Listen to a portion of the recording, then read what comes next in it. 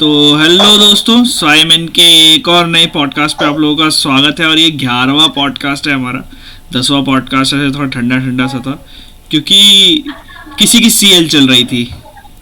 तो आज वापस से तीनों लोग एक साथ फिर रीयूनाइट हो गए हैं। ठीक है, तो आज जानेंगे जो पिछले पॉडकास्ट कुछ सवाल उठाए गए थे कि कहाँ थे सोहेल भाई, क्या कर रहे थे सोहेल भाई, क्या ठीक है सोहेल भाई। हाँ ठीक है, ये पिछले पॉडकास्ट भी हमने आपको बताया था, कोई दिक्कत नहीं है। बट ये चीज़ हम जानेंगे। तो पॉडकास्ट की शुरुआत करते हैं और स्वागत है सोहेल भाई और आदित्य दोनों का। हेलो। तो मतलब आज की स्टार ऑफ द शो कुछ सोहेल भैया है। तो सोहेल भैया, पीपल नीड योर एक्सप्लेनेशन। मैं अचानक से इन लोगों का भगवान कैसे बन गया वहाँ। खैर अब मैं क्या बताऊँ यार। मैं इस रीजनिंग की शुरुआत सिर्फ एक सवाल से करना चाहूँगा। एक छोटा सा सवाल मैं पूछना चाहूँगा जो शायद इस चीज़ को एक्सप्लेन कर सके कि मैं क्यों गया था। मैं बस ये पूछना चाहूँगा कि क्या प्यार इस ब्रह्मांड की सबसे ताकतवर शक्ति है? बस इससे ज़्यादा मैं कुछ नहीं कह सकता। पर हाँ, अरे पिछले पॉडकास्ट में मैं एक्चुअली इसलिए नहीं आ पाया क्योंकि कुछ उस टाइम पे, जिस टाइम हम लोग, आप लोगों को पता होगा, हम लोग एक पर्टिकुलर पॉडकास्ट करते हैं हर वीक। तो उस पर्टिकुलर टाइम पे मैं अवेलेबल नहीं हो पाया था, मेरी लाख कोशिशों के बावजूद भी। तो और अगर उसको हम पुश करते तो फिर वो पॉडकास्ट उस हफ्ते के लिए रह जाता। तो इसलिए मुझे कहना पड़ा कि मैं इसमें नहीं आ पाऊंगा। तो मैं अगले वाले में आऊंगा और अगले वाले की शुरुआत एक अच्छी शायरी के साथ करूंगा। तो अर्ज क्या है? तो अर्ज क्या है? नया है दिन, नया है सवेरा। नया है दिन, नया है सवेरा। जो इस पॉडकास्ट को लाइक ना करे उसको उठा ले जाए सपेरा। काफी अनयूजुअल शायरी थी या इसलिए तो आप अनयूजुअल रिएक्शंस भी दे रहे हो इस चीज पर। वो call back, accidental call back. सही, एकदम सही। खुद में ओशन दौड़ता है। हाँ, हम अपना कितना प्रमोशन कर लेते हैं इस पॉडकास्ट के माध्यम से। ओ भाई, सटल, एकदम सटल। अरे सटल से याद आया यार, वकांडा फॉरएवर पे हम लोग ने तो बात कर ली थी। तुम बताओ सोहेल भाई, क्या तुम्हारा मामला रहा वकांडा फॉरएवर का? वैसे हम दोनों साथ में देखने गए थे, उससे पहले देख चुके थे वैसे। वकांडा फॉरएवर, हाँ मतलब सेकंड वॉच देखी थी, 2 बार देखी थी वकांडा फॉरएवर। दोनों बार ही अच्छी लगी। इमोशनल मूवी थी, अच्छा ट्रिब्यूट दिया था और काफी बैलेंस्ड मूवी लगी। मेरे को एक चीज का डर था कि ये लोग बहुत ज्यादा इस पे रिलाई ना करे, चैडविक बूसमैन वाले एस्पेक्ट पे ज्यादा रिलाई, क्योंकि रिलाई करना एक अच्छी बात है। और वो देखो, मार्वल तो रिस्पेक्ट दे रहा है, पर ना ऑडियंस कहीं ना कहीं थोड़ी सी वो हो जाती है। कई बार ऑडियंस पता नहीं क्या बोल दे कि आप लोग उसके किसी के डेथ को एनकैश करे और फलाना ढिमकाना। वो मुझे ऐसा बिल्कुल भी नहीं लगा। It was like proper send off किया उन्होंने, प्रॉपर एक नई स्टोरी को एस्टैब्लिश की। और जो कहानी का क्रक्स था, वो कहीं पे भी कहानी का एसेंस लूज नहीं हुआ या एडल्ट्रेट नहीं हुआ। तो मेरे को तो काफी अच्छी लगी वकांडा फॉरएवर। मतलब संभाला काफी अच्छे तरीके से, मेरे हिसाब से तो काफी बढ़िया तरीके से संभाल लिया गया है। इतना कोई उसमें वो ब्रिलियंट राइटिंग एंड एग्जीक्यूशन। हाँ, वो सब ठीक है। तो चलो, ये सब अब कंप्लीट हो गई बात है, तो थोड़ा साइंस की तरफ आते हैं। आज के दिन पता है क्या हुआ था? बिल्कुल। फोर्थ पेपर पब्लिश हुआ था। फोर्थ पेपर, जिसमें आइंस्टाइन ने दिया था अपनी फील्ड इक्वेशन। आइंस्टाइन्स इक्वेशन भी कहते हैं उसको। और वही इक्वेशन है जिससे ब्लैक होल से लेके ग्रेविटेशनल वेव्स तक सारी प्रेडिक्शंस हुई हैं कि ये सारी चीज़ें होती हैं। और अगर आप लोगों को इसके बारे में डिटेल में जानना है तो आप इंटरनेट पे सर्फ भी कर सकते हैं, या फिर अगर आसान तरीके से जानना है तो आइंस्टाइन्स ब्लंडर करके हमारा एक वीडियो जो है वो भी रिसेंटली अपलोड हुआ है, उसको आप लोग देख सकते हैं, जो कि एक पूरे पॉडकास्ट का एक थोड़ा क्लिप है जो हमने क्षितिज पांडे के साथ किया था। तो वो फोर्थ पेपर जो है ना, अच्छा, उस फोर्थ पेपर की भी एक इंडिया से एक रिलेशन है। सो इंडिया का क्या हुआ था कि इंडिया का ये रेफरेंस है कि अपना जो मेघनाथ साहा और एस.एन. बोस, 2 साइंटिस्ट थे, उन्होंने फर्स्ट टाइम, क्योंकि ये जर्मन में पेपर छपे थे आइंस्टाइन के, तो इंग्लिश में ट्रांसलेशन नहीं हुआ था इनका, तो वो 2 लोगों ने जर्मन सीखी और इन 2 पेपर्स का ट्रांसलेशन किया था, जिसमें तीसरे थे पीसी मालेनोबिस। अभी आज ही मैंने वो पेपर डाउनलोड किया है, वैसे मैं अभी पढ़ने वाला हूँ उसको। तो मालेनोबिस का भी है। मालेनोबिस के बारे में अगर आप लोग नहीं जानते हो तो he is a statistician, he was a statistician, और उनको फादर ऑफ इंडियन स्टेटिस्टिक्स कहते हैं कि इंडियन स्टेटिस्टिकल इंस्टीट्यूट उन्होंने फाउंड किया था। 1 मिनट में थोड़ा फैक्ट के नाम, मतलब नाम से थोड़ा करेक्ट होना चाहता हूँ, तो नाम जो है वो डाल देंगे यहाँ पर। तो उन्होंने स्टैटिस्टिक्स को बहुत ज़्यादा बढ़ावा दिया था इंडिया में, बहुत अच्छे मैथमेटिशियन थे तो, और स्टैटिस्टिशियन तो थे ही कमाल के। तो इस तरह का एक रेफरेंस है आइंस्टाइन के चौथे पेपर का, जो कि इंडिया से भी जिसके ताल्लुकात हैं। तो ये कुछ एक इंटरेस्टिंग फैक्ट है, कुछ जिन लोगों को नहीं पता उनके लिए एक बढ़िया चीज़ हो सकती है। मतलब बहुत लोगों को सोहेल भाई ऐसी चीज़ें नहीं पता होती कि मतलब इंडिया से आइंस्टाइन का संबंध था। एंड गेस व्हाट, थोड़े टाइम बाद एसएन बोस ने आइंस्टाइन के साथ कोलैबोरेट भी किया था। तो वो जो हम बोस आइंस्टाइन कॉन्डेंसेट पढ़ते हैं ना, राइट, वो यहीं से ओरिजिनेट हुई है कि बोस आइंस्टाइन कॉन्डेंसेट जो एक स्टेट ऑफ मैटर मानी जाती है, वो उसी कोलैबोरेशन का एक जो है वो फ्रूट है। हाँ, पूरा chaos थोड़ा था। तो मतलब मैं बताता हूँ, किचन में दूध चढ़ा हुआ था और दूध गिर गया था किचन से। दूध से याद आया यार, मुझे कुछ दूध और पीना है भाई। क्लोज काफी ए, close था। मैं माइक्रो में दूध गर्म कर लूं क्या? 2 मिनट दोगे मेरे को? स्टील के पतीले में करने, जल्दी गर्म होगा। बहुत सही। माइक्रोवेव ना एकदम बढ़िया तरीके से गर्म हो जाएगा वो। ऐसा क्यों होता है, फट क्यों जाता है माइक्रोवेव? हमने कभी सोचा इस बारे में? अगर आपने सोचा तो आपको इस पे एक वीडियो देखनी चाहिए जो कि लॉजिकल पैराडॉक्स में मौजूद है। यस नहीं, ये आदित्य का डायलॉग था। अरे यार ये एक जॉब थी मेरे पास, वो भी थी। I am jobless now. तो 25 नवंबर को आज हम ये पॉडकास्ट रिकॉर्ड कर रहे हैं, और आज के दिन एक ऐतिहासिक जो है वो काम हुआ था। काम ये हुआ था कि आइंस्टाइन ने काफ़ी लोगों के जो है होश उड़ा दिए थे। आज के दिन उनका 4th पेपर पब्लिश हुआ था जनरल रिलेटिविटी का, जिसमें उन्होंने आइंस्टाइन्स फील्ड इक्वेशन दी थी। ग्रेविटेशनल फील्ड इक्वेशन नाम है उसको पॉपुलरली आइंस्टाइन फील्ड इक्वेशन भी कहते हैं। और वो इक्वेशन एक ऐसी इक्वेशन है जो मतलब जिसने ग्रेविटेशनल वेव्स से लेके ब्लैक होल्स तक सब चीज़ें प्रेडिक्ट करी हैं। तो भी जो ब्लैक होल की इमेज आई है और ग्रेविटेशनल वेव्स की जो फाइंडिंग हुई थी, आई गेस 2018 में नोबेल प्राइज़ मिला है ना उन लोगों को, किप्थॉन को, और उन लोगों को 2018 में नोबेल प्राइज़ मिला है ना, या 2017 मिला है? एग्जैक्ट ईयर तो याद नहीं, बट हाँ रिसेंटली मिला है। तो मतलब कि उस इक्वेशन के बाद उन लोगों ने उस चीज़ पे रिसर्च किया, जो प्रेडिक्शंस हुई थी उस पे रिसर्च किया, एंड देन उसके बाद उनको उस पे नोबेल प्राइज़ मिला। तो 1915 में ये पेपर आया था, नवंबर 25 को, और आज तक मतलब उसका रेलेवेंस इतना ज़्यादा है। एंड एक इंडिया का मैंने उसमें एक रेफरेंस दिया था कि 1920 में ये पेपर जो है वो रीपब्लिश हुआ था, मतलब ट्रांसलेट किया गया था, रीपब्लिश नहीं हुआ था, ट्रांसलेट किया गया था भारत के 2 वैज्ञानिकों के द्वारा, जिनका नाम था एक हमारे प्रोफेसर मेघनाथ साहा और दूसरे थे हमारे प्रोफेसर एसएन बोस। तो ये दोनों ही जो है वो मतलब इन दोनों ने मिलके, जर्मन में ये पेपर था, उन्होंने इंग्लिश में ट्रांसलेट किया था। एंड जैसा कि हम लोग जानते हैं कि बोस ने बाद में जाके आइंस्टाइन के साथ डायरेक्टली कोलैबोरेट भी किया था। तो बोस आइंस्टाइन कॉन्डेंसेट के नाम आप लोगों ने सुना होगा, और जो ज़्यादा फिज़िक्स में इंटरेस्टेड हैं उन लोगों ने बोस आइंस्टाइन स्टैटिस्टिक्स के बारे में भी सुना होगा। तो वो जो है वो इसी कोलैबोरेशन का रिजल्ट था। तो आज का ये ऐतिहासिक दिन और ऐतिहासिक मिल्क आइंस्टाइन के नाम। वर्चुअल हाँ जी, तो अब कोई और अपनी कहानी लेकर आना चाहेगा?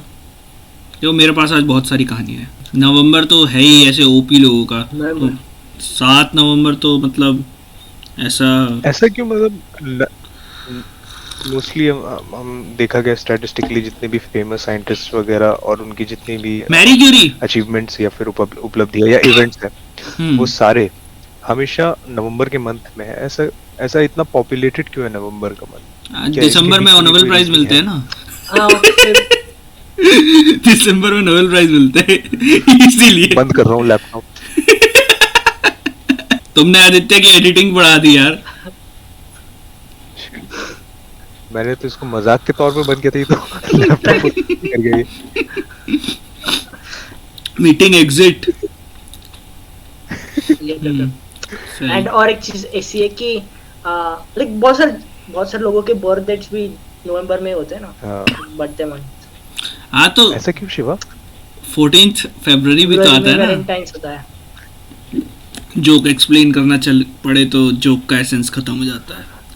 चलो ये दूध खत्म कर देते हैं। That's what.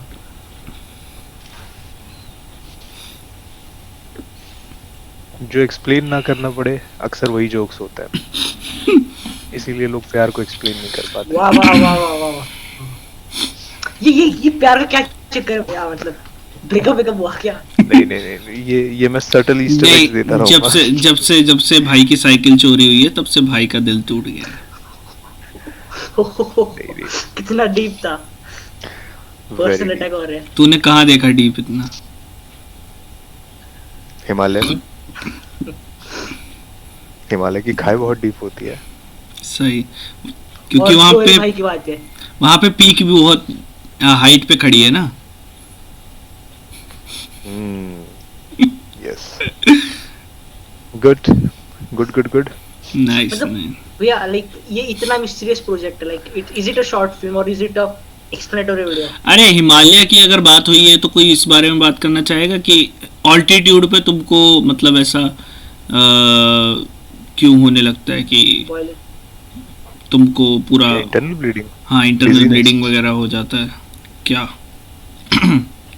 इंटरनल ब्लीडिंग तो सिंपल प्रेशर डिफरेंस की वजह से होता है। बाहर का प्रेशर कम, अंदर का प्रेशर ज्यादा। तो अब क्या होता है कि इंटरनल ब्लीडिंग से पहले भी प्रेशर डिफरेंस की वजह से आपके ब्लड फ्लो में इफेक्ट पड़ता है, including blood flow of the brain, in the brain sorry. उसके वजह से जो आपकी जो विजुअल जो भी है, ठीक है, ये जितनी भी सेंसरी चीज़ है उनमें भी इफेक्ट पड़ता है। इफेक्ट एज इन की ज़्यादा ऑप्टिमम नहीं रहती है, आप थोड़ा डिजी फील करते हो, चक्कर आने लगता है, आपको ऐसा लगता है कि सांस कंप्लीटली नहीं आ रही, जबकि ऑक्सीजन सैचुरेशन सेम होता है, बट स्टिल आपको ऐसा फील होता है। थकान जल्दी हो जाती है क्योंकि पूरा सही से जो मतलब जो ऑक्सी हीमोग्लोबिन है वो पूरे बॉडी में सही से नहीं पाता है कंपेयर टू सी लेवल, उस डिफरेंस की वजह तो से। आदित्य बस। हनीमून सी लेवल पे ही करना।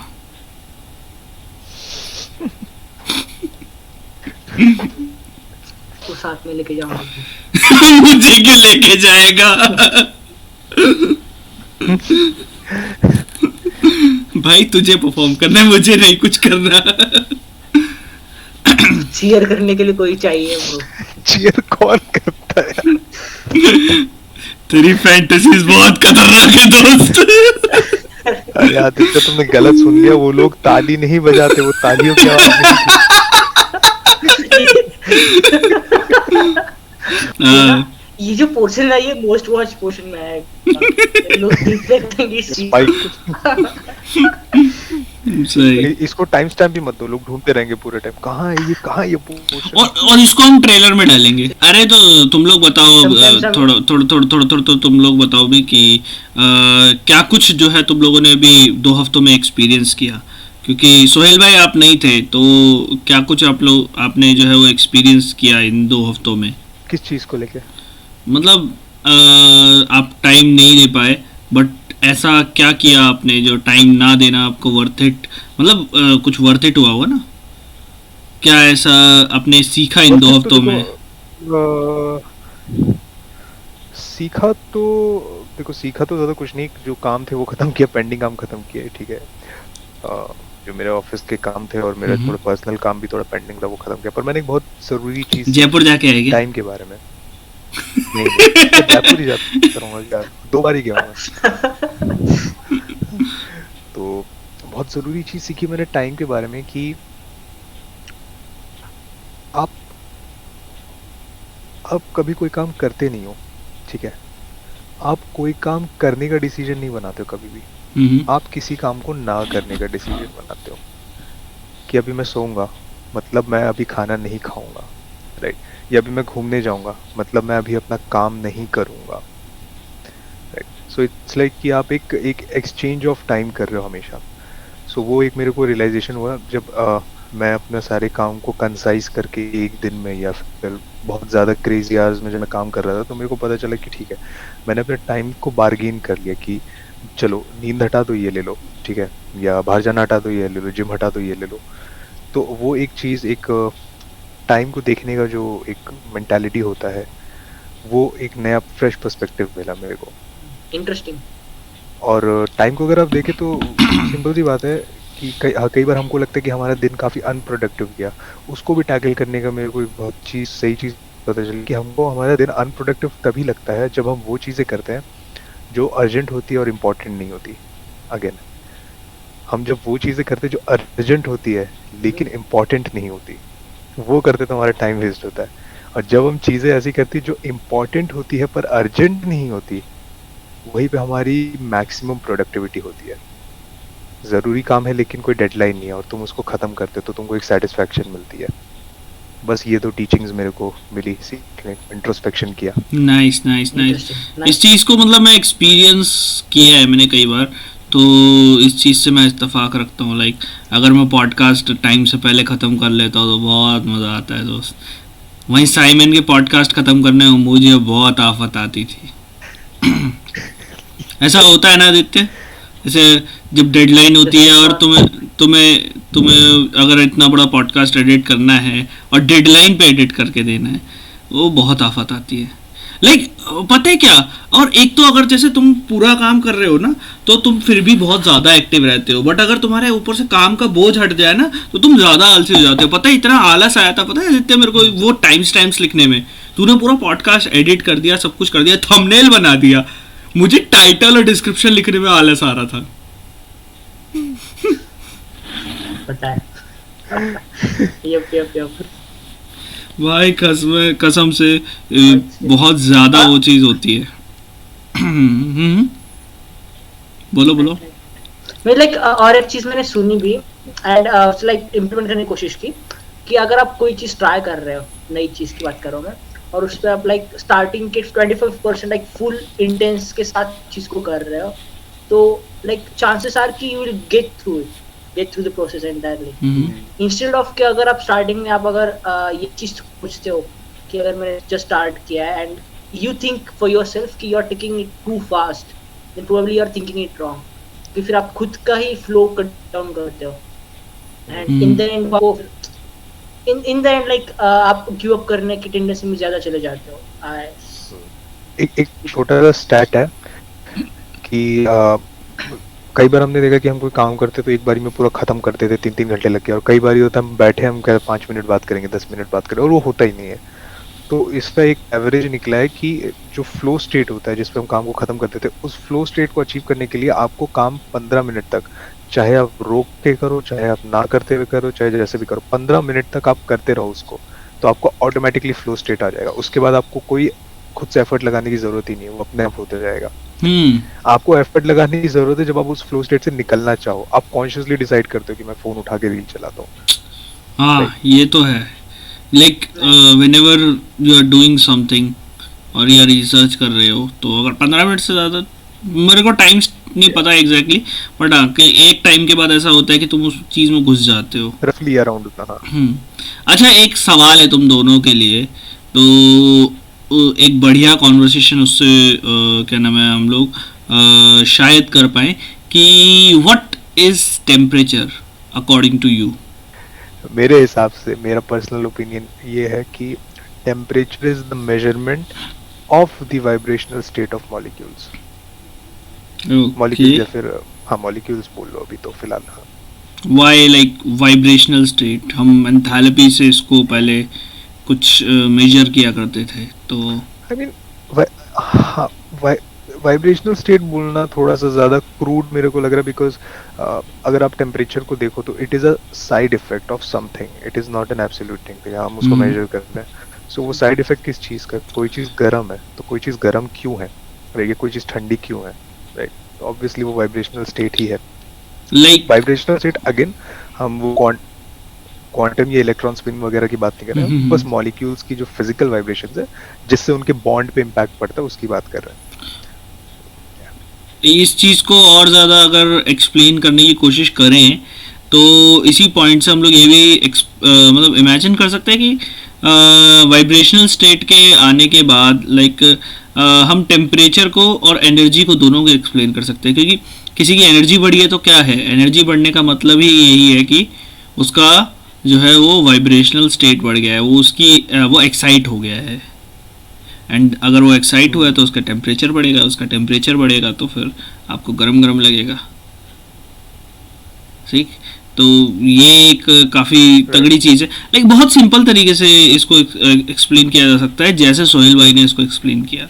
बहुत सिंपल तरीका है ये, अगर आप समझ पा रहे हो इस चीज़ को तो लाइक लिटरली आप इंजॉय कर सकते हो इसको कि हाँ टेम्परेचर जो है वो अब समझ आ गया है। तो बहुत बढ़िया तरीका था सोहेल भाई एक्सप्लेन करने का ये वाला। शुक्रिया, बा- हाँ, बाकी हीट पर अगर आप लोगों को जानना हो और स्टेलर कोरोना के बारे में जानना हो, not corona virus, stellar corona इस कि जो आउटर लेयर होती है किसी भी स्टार की, तो आप लोग पढ़ सकते हैं मेघनाथ साहा के बारे में, साहा's ionization equation। तो he is not born in, he wasn't born in November, wasn't even died in November, but I can say this क्योंकि नवंबर 25 को आज पेपर आया, आज के दिन पेपर आया था और भाई साहब ने मतलब पेपर को ट्रांसलेट करने में काफ़ी हेल्प करी थी। ये एक मैंने तुम लोग को कहानी सुनाई, सोहेल भाई को कहानी सुनाई थी वो वाली। चलो जब वो पॉडकास्ट आ जाएगा तब मैं वो वाली कहानी सुनाऊंगा। याद है सोहेल भाई वो फ्रेंच में किताब पढ़ने वाली? हाँ हाँ हाँ, याद है, याद है। तो वो काफ़ी ज़्यादा खतरनाक था। तो अभी वो जब पॉडकास्ट आ जाएगा तब मैं आप लोगों को बताऊंगा। एक बहुत इंटरेस्टिंग, हम्म, उसके बाद हाँ तब रिवील करेंगे। एक बहुत इंटरेस्टिंग मेरी डिस्कशन चल रही थी एक फ्रेंड के साथ, तो हम लोग ऐसे ही बात कर रहे थे एनीमे वगैरह के बारे में, और जो एनीमे में दिखाते हैं ना कि किसी के पास आग की शक्ति, किसी के पास पानी की शक्ति है, किसी के पास हवा की है, किसी के पास पृथ्वी की है। तो एक ने बोला कि जो आग की शक्ति है वो सबसे डेंजरस शक्ति है, ठीक है। तो मैंने उसको बोला कि एक्चुअल में जो शक्ति सबसे डेंजरस है वो हवा की शक्ति है। तो अगर ध्यान से देखिए ये एक बहुत इंटरेस्टिंग थॉट है कि हम आग को एज ए डिफरेंट एंटिटी क्यों देखते हैं, मतलब not scientifically but in pop culture and in mythology नहीं, एनीमे वगैरह में, ठीक है, इन सब में क्यों देखते हैं? बिकॉज आग is nothing but heated air, right.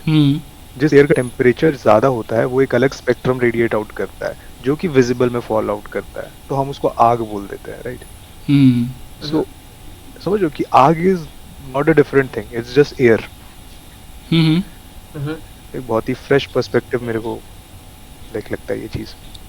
और आग जो है, हाँ नहीं बिल्कुल बिल्कुल सही बात है कि इसमें कोई दो राय वाली बात है नहीं कि आग is basically the air with temperature, higher temperature. और इसके साथ कुछ इंटरेस्टिंग फैक्ट्स ये भी आते हैं कि do you know why we have controlled fire.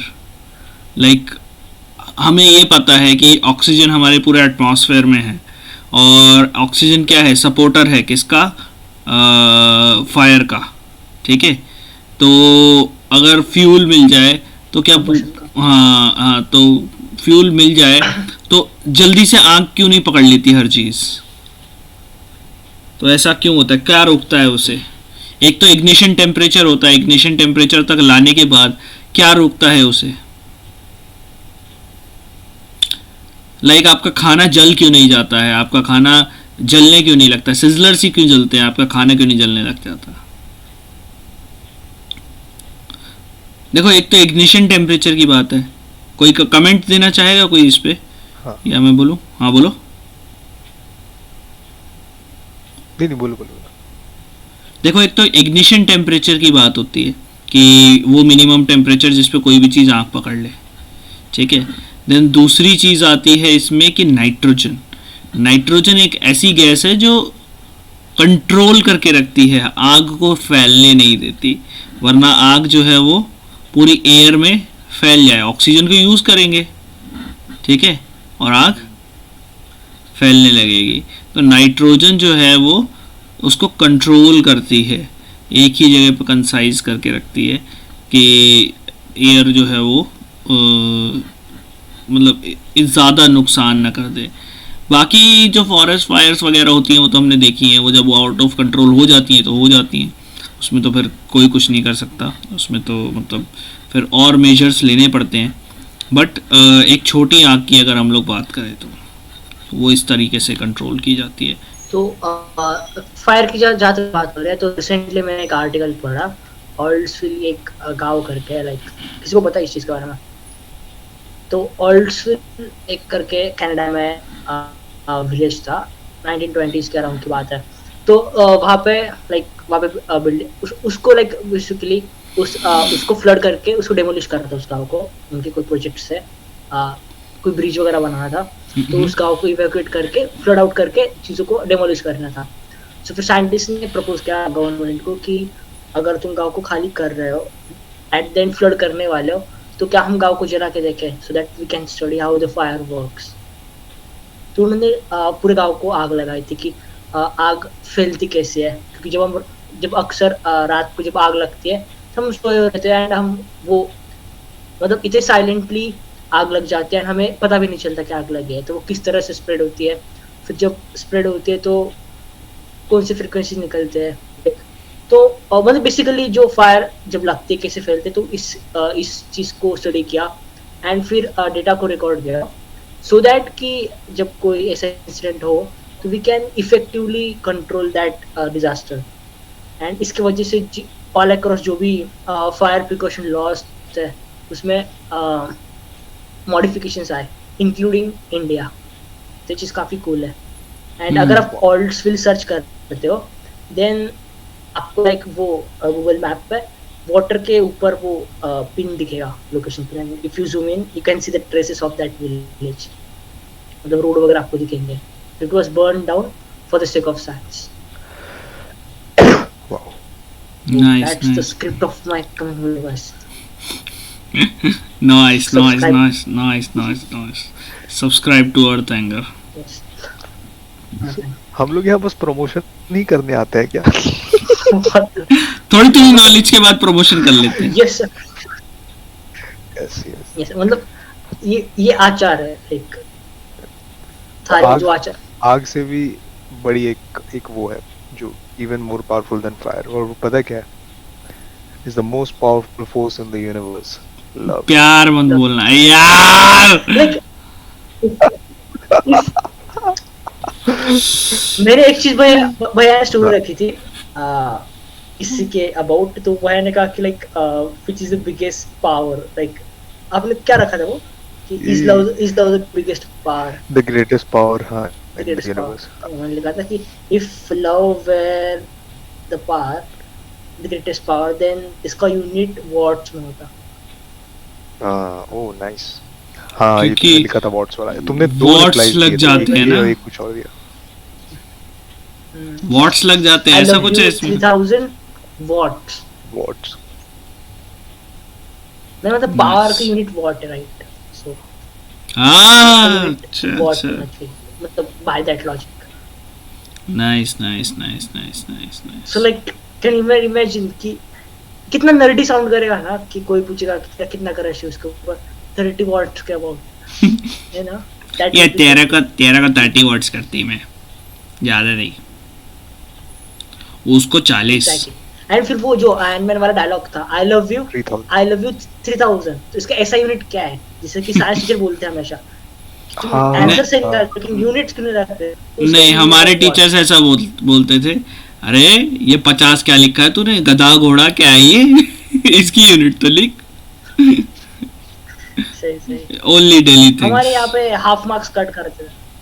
नहीं, मार्क्स तो कट होते थे, ऐसी कोई दिक्कत नहीं है, मार्क्स कट होते थे। यूनिट नहीं लिखो तो मार्क्स नहीं कट होंगे, तो फिर तुम सीखोगे कैसे?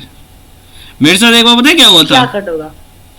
हाँ वही, मेरे साथ ये पता है क्या हुआ था, मैं लाइक मेरे नंबर जो थे वो कहीं बढ़वाने थे मैंने, तो मैं लेके गया अपने टीचर के पास, मैथ्स टीचर के पास।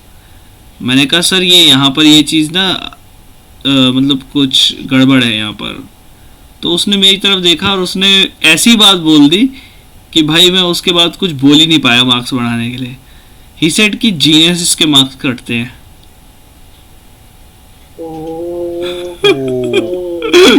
अब इसके बाद क्या बोले, ट्रैजेक्टरी चेंज हो गई। अब इसके बाद आदमी क्या बोले, हमें कर ओके ठीक है मैं जा रहा हूँ सीट पे, और क्या सह लेके थोड़ा। ओ भाई, एंड फिर शिवा का अल्टर ईगो तब ट्रिगर हुआ, लाइक वो विलेनियस आर्क जब आता है ना कि कोई इंसिडेंट होता है एंड एक normal person loses his sanity and वो विलन ओरिजिन स्टोरी।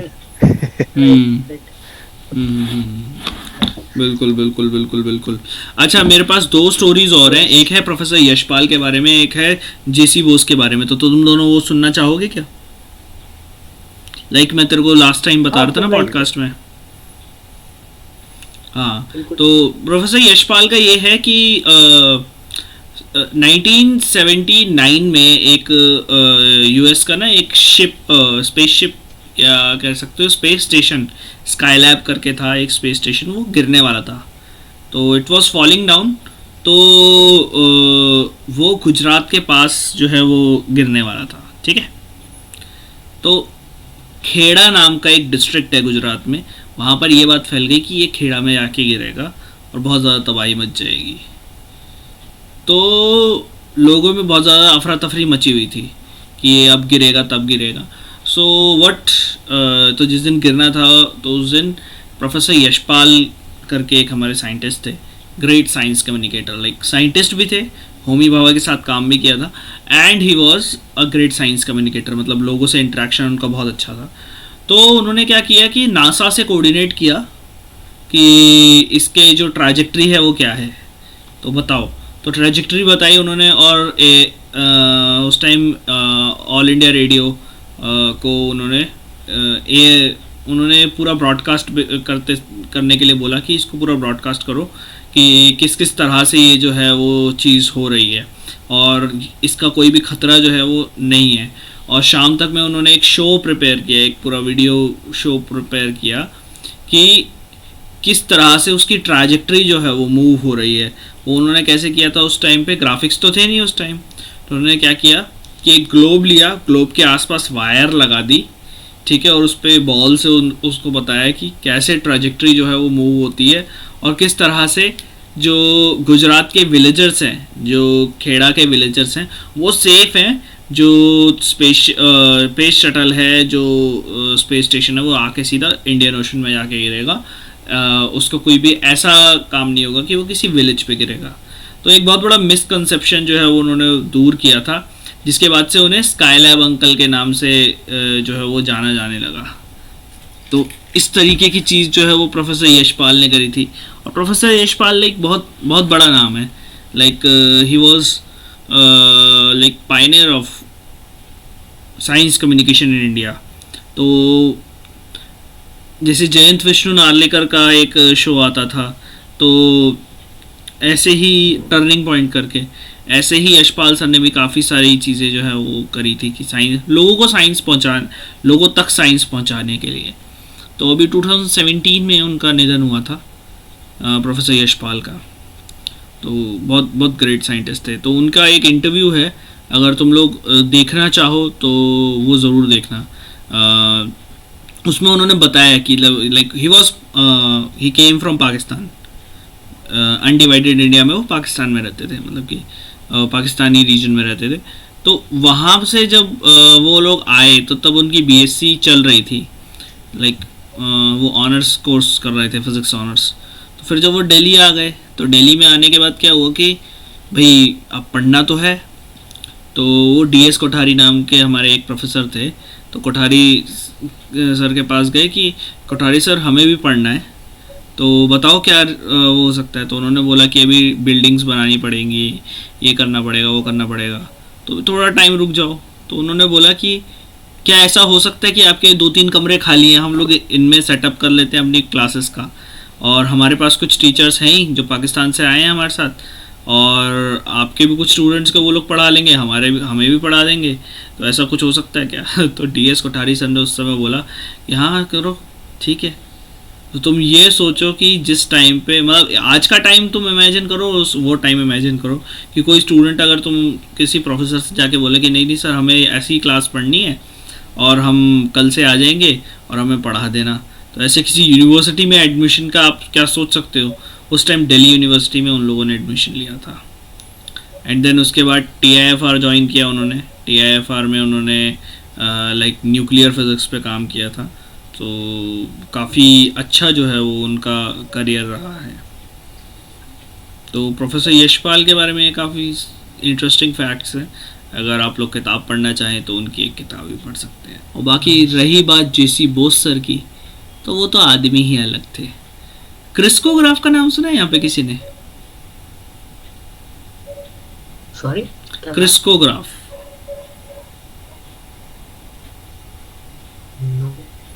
तुम्हें पता है दुनिया में एक ऐसी मशीन भी है जो प्रिसाइजली मेजर कर सकती है कि पर सेकंड प्लांट कितनी ग्रोथ दिखा रहा है। प्लांट की ग्रोथ को, हाँ प्लांट की ग्रोथ को क्रिस्कोग्राफ। हाँ। मैंने सुना हुआ था, just to activate that brain cell. और ये जो क्रिस्कोग्राफ है वो बनाया था फर्स्ट टाइम, जो इसके इन्वेंटर जो थे वो थे हमारे सर जगदीश चंद्र बोस। उनको first modern scientist of India भी कहा जाता है। तो जगदीश चंद्र बोस वही आदमी है जिन्होंने वायरलेस टेलीग्राफी का भी इन्वेंशन किया था, जो माइक्रोवेव में वो करते हैं ना, हम लोग कम्युनिकेट करते हैं, ठीक है, तो पहले करते थे, उसमें भी वायरलेस टेलीग्राफी का भी इन्वेंशन किया था उन्होंने, और क्रिस्कोग्राफ का भी इन्वेंशन किया था। Like he was a botanist, he was a physicist, तो बहुत ही मल्टीपल टैलेंटेड आदमी थे। और मतलब काफ़ी लंबे टाइम तक तो उन्होंने अपने रिसर्च को पेटेंट भी नहीं किया था, अपने रिसर्च को अपने नाम पर दर्ज भी नहीं कराया था। वो तो बाद में जाके पता चला रॉयल सोसाइटी में कि उनका रिसर्च को कोई और अपने नाम पे छाप के बैठा है, तो उन्होंने कहा नहीं भाई ज़रूरी है, थोड़ा कर लेते इसको कर लेते, वरना भी अपना ही कट रहा है। तो फिर उन्होंने किया। And in 1916 he opened a institute also known as Bose Institute। तो बोस इंस्टीट्यूट बहुत ही ज़्यादा मेहनत से उन्होंने बताया था, और काफ़ी टाइम बाद, मतलब जब वो रिटायर वगैरह हो गए, तब उन्होंने वहाँ पर जो है वो बोस इंस्टीट्यूट सेटअप किया बंगाल में। और प्रफुल्ल चंद्र रे उस टाइम के, मतलब इंडिया के फादर ऑफ इंडियन केमिस्ट्री कहा जाता है उनको, इंडियन केमिकल साइंसेस के। तो उस टाइम पे प्रफुल्ल चंद्र रे को उन्होंने केमिस्ट्री डिपार्टमेंट का हेड बनाया था अपने इंस्टीट्यूट में। तो उन्होंने काफ़ी सारे कलेक्शंस किए थे, कि काफ़ी सारे बंदों को कलेक्ट किया था, और इसी वजह से लाइक JC बोस का नाम इसलिए भी बहुत ज़्यादा है क्योंकि JC बोस ने बहुत, अब तुम ये सोचो ना कि यार वो बंदे ने 3 साल सैलरी नहीं लिया था, जानते हो, अंग्रेज़ों से 3 साल सैलरी नहीं ली। क्यों? क्योंकि सैलरी वो कम दे रहे थे, जो अंग्रेज़ी प्रोफेसर को मिलती है ना सैलरी, वो नहीं दे रहे थे, बहुत कम सैलरी दे रहे थे, उसका पता नहीं कितना 30% दे रहे थे। तो उन्होंने बोला ठीक है मैं नहीं ले रहा सैलरी, 3 साल उन्होंने सैलरी ही नहीं ली, विदाउट सैलरी काम किया। तो 3 साल बाद आके कहते हैं सर ले लो यार सैलरी वैलरी, क्या हिसाब किताब है, बैठा लो अपना आराम से। तो कुछ इस तरीके के आदमी थे JC बोस। तो बहुत मतलब अफरा तफरी वाले आदमी, मतलब कह सकते हो कि अगर तुम्हें मूवीज़ वगैरह में इनको देखना है ना, तो अगर कोई जस्टिस करता है इनके रोल्स के साथ या फिर इनकी आइडेंटिटी के साथ कोई जस्टिस करता है, तो बहुत उसमें जो रामन के साथ किया है ना, वो बहुत बेकार काम किया है, बहुत ज़्यादा बेकार काम किया है सर। लाइक तुम सर CV रामन को ऐसे अंग्रेज़ों के सामने अंग्रेज चमका के जा रहा है, अबे नहीं यार, वो आदमी वैसे थे ही नहीं। तुम्हें पता है क्या नाम है CV रामन ने क्या किया था? लाइक एक बार ना एक स्टूडेंट था, उसने मैथमेटिक्स डिपार्टमेंट ज्वाइन किया था ISC बैंगलोर में। क्या किया था? मैथमेटिक्स डिपार्टमेंट ज्वाइन किया था, ठीक है। तो मैथमेटिक्स डिपार्टमेंट के हेड को उन्होंने लेटर लिख के भेजा कि अब वो मिले थे उस स्टूडेंट से एक नाइट में मिले थे। इसमें हाँ तुम्हें बताओ वो स्टोरी, बताओ। कि इसमें एक इसमें इस बुक में ये कुछ मिसप्रिंट है, तो कहता अगर मिसप्रिंट है तो जाओ जाके इसके ऑथर को नहीं, वो दूसरा है, वो तो रॉकेटरी वाला तुम चले गए, नंबी नारायण वाला। यहाँ पर जो रामन की सैवेजरी है वो ये है कि भाई रामन तो डिपार्टमेंट ऑफ फिजिक्स के हेड थे, ठीक है। डिपार्टमेंट ऑफ मैथमेटिक्स के जो लोग थे ना, उन्होंने जिस स्टूडेंट को अपने अंडर मतलब एडमिशन दिया था, वो स्टूडेंट रामन से जाके मिले शाम को पार्टी में या डिनर पे। तो रामन ने थोड़ी सी बात करी। अब रामन इतने बड़े विजनरी थे, उन्होंने मैथ्स डिपार्टमेंट को लेटर लिख दिया कि you don't deserve this guy, और इस बंदे को मैं अपने अंडर ले रहा हूँ।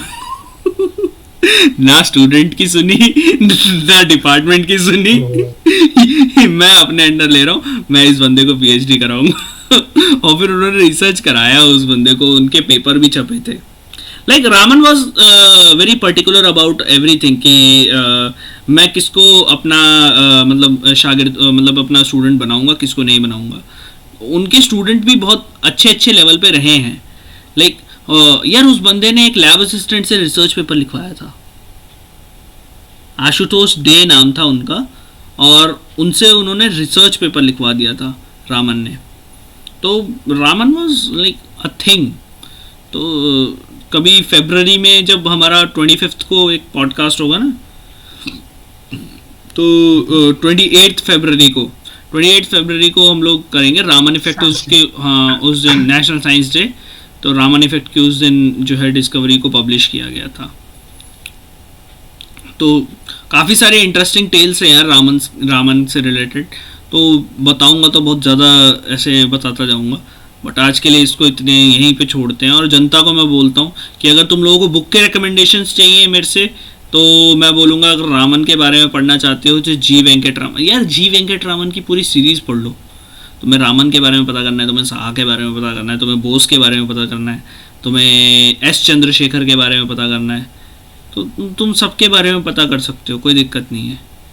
अच्छा एस चंद्रशेखर का तुम लोग को वो बताया था ना, क्षितिज पांडे ने बताया था ना कि उनका 100% रिकॉर्ड था कि उनके जो भी स्टूडेंट थे उन सबको नोबेल प्राइज़ मिला था। एस चंद्रशेखर को भी मिला था, उनके स्टूडेंट्स को भी मिला था। तो मेरे ख्याल से आज के लिए इतना बहुत होगा, ठीक है।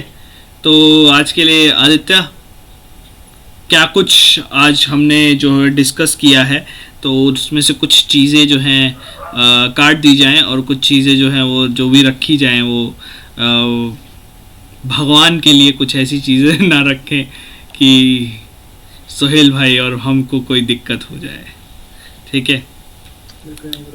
तो ऑन दैट नोट, तो इस हफ्ते के लिए इतना ही, और मिलते हैं नेक्स्ट वीक बढ़िया बात करेंगे। और देखो जेसी बोस सर का बर्थडे आया था 30 नवंबर को, तो वो भी मनाना तुम लोग, ठीक। हमने मिस आउट कर दिया कि शिवा भैया का भी बर्थडे इस मंथ था, so yeah, wish you a happy birthday. Thank you. Very happy birthday to you, my friend. Thank you, buddy. Thank you, buddies. Shiva, कौन हो तुम? अगर शिवा जाके ब्रह्मांड के लोगों के साथ रहने लगा, हाँ। और उन्हीं के साथ तब उनका सदस्य बन गया, तो फिर वो जो ऑर्फन बच्चे थे वो छोड़ के आया था, जिसको उनको कौन ध्यान रख रहा है? आंटी ना, जिसने खीर बनाई थी, आंटी। लेकिन वो तो लैक्टोस इंटॉलरेंट थी ना। आंटी लैक्टोस इंटॉलरेंट थोड़ी थी, वो तो आलिया भट्ट का भाई था। Only fools are lactose intolerant. A wise man simply tolerates it. Yes. Yep.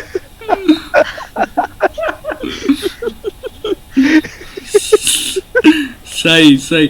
On that note, let's end this podcast over here. Simon is now wise man. No. Simon won't go back. Don't go back. Wise man go back. तो भाई, अगर आप लोगों को ये podcast जो है वो पसंद आता है तो लाइक कीजिए इस वीडियो को, शेयर कीजिए अपने दोस्तों के साथ। बहुत जल्द स्पॉटिफाई पे आने वाले, हाँ, दूध पीजिए। On that note, let's end this podcast.